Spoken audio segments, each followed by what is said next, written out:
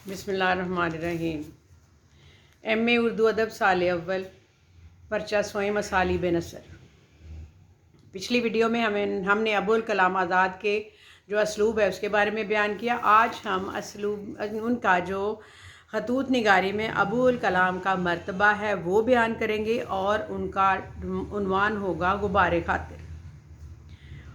कहते हैं कि उर्दू अदब में मकातीब की कमी नहीं।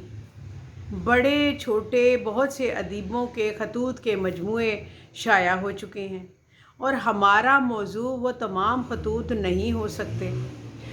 इसलिए ख़त बहसीत ख़त अदब की कोई सिनफ नहीं। ख़त नवीसी और खतूत नवीसी दो मुख्तलिफ़ चीज़ें हैं। अदब इख्तियारी, जो इसमें हम इस तरह कह सकते हैं कि अदबी एतबार से कारोबारी या अखबारी मुरासले खतूत की झैल में नहीं आते, अदबी खतूत की झैल में नहीं आते, बल्कि अदबी खतूत सिर्फ़ वो हैं जिनका मकसद कम अज़ कम असर अदब हो। बहरहाल खतूत निगारी एक मौजू व सिनफ़ अदब है। ये दूसरी तमाम सिनफ़ों से ज़्यादा शख्सी है। इसको बिलवास्ता खुद नविश्त स्वान उमरी भी कह सकते हैं। ये पूरे मानों में अनानियती अदब की हैत है, अगरचे इसमें रस्मी तौर पर एक हाजिर ज़मीर में भी होती है और कुछ गायब भी तज़किरे होते हैं, लेकिन मरकज़ नज़र सिर्फ ज़मीर मुतकल्लम वाहिद मुतकल्लम होती है। बात मन और तू से शुरू होती है, लेकिन आखिर में सिवाय मन के कुछ ज़्यादा नहीं रह जाता। मन व तू एक दूसरे में शीरो शक्कर नहीं होते, बल्कि सिर्फ मन तू को अपने अंदर जज़ब कर लेता है। आप समझ रहे हैं मन और तू क्या, मैं और तू।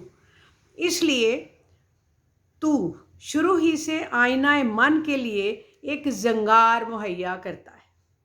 इस तरह मुखातबत खुद कलामी पर ख़त्म होती है, चुनाचे ख़त खलवत की खुद मशगूली बन जाता है।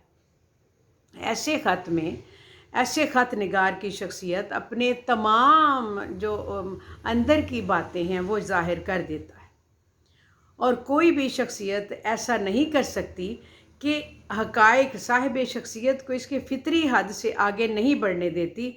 और फिर वाक़या खतूत से ये होता है कि जिस शख्सियत को हमने स्टेज पर देखा है, उसको घर पर मिले हैं, जिसकी तकरीर सुनी है उससे गुफ्तगू कर लेते हैं, जिसका जुब्बा और अमामा में जिसको देखा है उसको हम घर के लिबास में देख लेते हैं। इस हद तक कुर्बत है।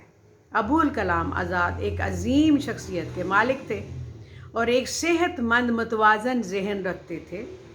वो अपने मकासद की महरूमियों और अज़ाइम की तिश्ना कामियों के बावजूद वो एक आसूदा तबीयत और हमवार किरदार के मालिक थे। उनकी खतूत निगारी का मुहर्रिक ना मुज़ाहिरा शख्सियत है और ना तज़किया नफ्स। कहते हैं कि दौलत शेख साहब को एक शब मुयस्सर आई थी। अल्हम्दुलिल्लाह इस मुराद का दामने न्याज इससे महीनों सरमाया अंदाज रहा, बल्कि कहना चाहिए कि कमो बेश 2 साल इसी आलम में ज़िंदगी बसर हुई। आपने अपनी ज़िंदगी के बाज़ वारदात व सवाने की तरफ जो इशारा किया है वो मज़ीद कैफ़ व ज़ौक़ का बायस हुआ, और इसी की तहरीक से बिलवास्ता बेख्तियार नौके कलम पर बातें रवां हुई, वरना इस बात में तकल्लुम व हकायत असहाब व दो ज़ौक़ का शेवा नहीं। अबुल कलाम आज़ाद के मशहूर सिलसिला खतूत की इब्तदा ख़ान शेरवानी के साथ हुई, जिसके मानी उन्होंने एक जो ख़याबान कारवाने ख़याल के नाम से उनके मुतअद्दिद खतूत जो है वो शाया हुए, और उन्होंने 2 दिलों में इखलास व मोहब्बत हो वो बयान किया। जो लम्हे भी इसके मुयस्सर आ जाएँ, ज़िंदगी का हासिल और ऐश दुनिया का सरमाया है। अफसोस अब वक्त आ गया है कि इन तज़किरों के लिए भी कोई मुखातिब नहीं मिलता। कहाँ जाइए और किससे बातें कीजिए, जिनसे खिताब था वो सब रुखसत हो गए।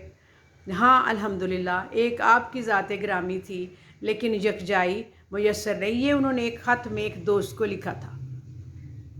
इन इक़्तिबास बयान इसलिए किया है कि अबुल कलाम आज़ाद की खतूत निगारी के मुहर्रक और मौजू के मुतालिक कई एक इशारे इसमें से मिलते हैं। इसलिए सबसे कीमती नुक्ता तो सिन्फ निगारी खतूत निगारी के मुतालिक ही है, यानी बेइख्तियार जी चाहा कि आपसे मुलाकात हो और 2 घड़ी बैठकर अपने दिल ज़ौक़ और तबीयत की 4 बातें कर लूँ। और हर चंद चाहता हूँ कि कलम रोकूँ मगर रोक नहीं सकता। मालूम हुआ कि ये ख़त बेइख्तियार लिखे गए हैं। ये आप बात याद रखें। और इनका मकसद कारोबारी या दुनिया से फ़ारिग होकर अपने ज़ौक़ की बातें करना है। दूसरे नुक्ते की तशरीह इस जो मारूफ़ मिसरा है इसमें करते हैं, ज़रा उम्र रफ्ता को आवाज़ देना। तीसरी बात ये कि ख़त निगार अपने गर्दो पेश बल्कि शब रोज़ से उकताया हुआ है, चुनाचे किसी हम नफ्स से मुखातिब होकर तख़य्युल की दुनिया में पनाह और आराम लेना चाहता है। ये तीनों नुक्ते इस दूसरे नुक्ते से मरबूत हैं और एक ही ज़ंजीर की कड़ियाँ हैं। चुनाचे कहते हैं, उन्होंने दूसरा जो नुक्ता था उसको इस तरह से बयान किया कि बाज़ार में हमेशा वही जिन्स रखी जाती है जिसकी मांग होती है, और चूँकि मांग होती है तो हर हाथ उसकी तरफ बढ़ता है और हर आँख उसे कबूल करती है। मगर मेरा मामला जो था वो बिल्कुल उल्टा था। जिस जिन्स को आम लोग मांग रहे थे, मेरी दुकान में वो जगह ना पा सकी। लोग ज़माने के बाज़ार में ऐसी चीज़ ढूंढ कर लाएंगे जिनका रिवाज आम हो। मैंने हमेशा ऐसी चीज़ें, ऐसी जिन्स ढूंढ कर जमा की जिसका कहीं रिवाज ना हो। औरों के लिए पसंद व इंतखाब की जो इल्लत हुई वही मेरे लिए तर्क व एराज़ की इल्लत बन गई। उन्होंने दुकानों में ऐसा सामान सजाया जिसके लिए सबके हाथ बढ़ सकें। मैंने कोई चीज़ ऐसी नहीं रखी जिसके लिए हाथ बढ़ सकें। ये बात वो अपने खतूत में उन्होंने बयान की। और जो शख्स अबुल कलाम आज़ाद को सिर्फ़ एक सियासतदान या आलिम की हैसियत से जानता है, ख़ासकर सियासतदान और आलिम की हैसियत से जो मुरक्का खलाइक और मर्द मैदान था, उसके लिए जो चौंका देने वाली होंगी बातें वो यही थी। उसको महसूस होगा कि वो कुछ नई और पुरअसरार बातें एक जानी पहचानी शख्सियत के मुतालिक सुन रहा है। ये मारूफ अजनबी शख्सियत सी बनकर उसके सामने आ रही है और वो इसे नए सिरे से पहचानने की कोशिश कर रहा है, इसी में मसरूफ़ है। बहरहाल कहते हैं कि खतूत अबुल कलाम की जो मस्ती, कलम की मस्ती है, वो मैं अरगवां की मस्ती हो या यासमन सफ़ेद की या एक होशियार की मस्ती थी। उसकी सादा नवाई बड़ी पुरकार है। इसके असलूब बयान में एक मजजूब की लग्ज़िश नहीं, एक सालिक का वक़ार है। तर्ज़ो अदा के एतबार से अबुल कलाम एक नहायत बाशऊर और चाबक दस्त फ़नकार की हैसियत से सामने आए।